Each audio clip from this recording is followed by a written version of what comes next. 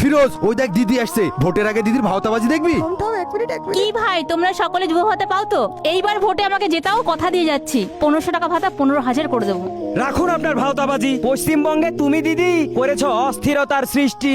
বাদুড়িয়া ও বসিরহাটের অগ্নিসংযোগে তুমি দাওনি সেথায় দৃষ্টি।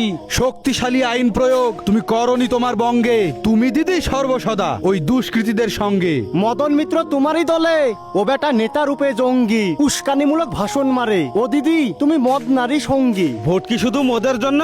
আমি প্রশ্ন করি তোদের, ভবিষ্যৎ প্রজন্মের কথা ভেবে বঙ্গবাসী একবার ভোটটা দিও ওদের। অনুপ্রবেশকে দমন করতে ও দিদি হওনি তুমি সক্ষম। তুমি দিদি জাতীয় নিরাপত্তায়ও জানি একেবারে অক্ষম। গরু পাচার তোমার বঙ্গে ওই কৃষ্ণ বেটাই করতো পাচারকারী বর্ডারে গিয়ে ও দিদি গুলি খেয়ে মরতো। কোরআন গীতাকে অপমান করে তুমি ভাবছো নিজেকে দেবী? তুমি দিদি বঙ্গবাসীকে জানি মিথ্যে বলো হেভি।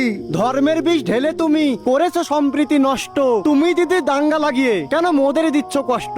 বাদুড়িয়া ও বসিরহাটে 2017 সালে অগ্নিসংযোগ কি মনে আছে?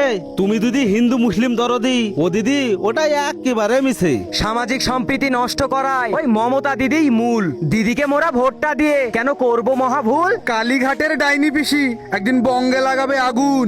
হিন্দু মুসলিম খ্রিস্ট জৈন আপনারা সকলে মিলে জাগুন। ভয় নাই ভরসা চাই, তাই পাল্টানো দরকার।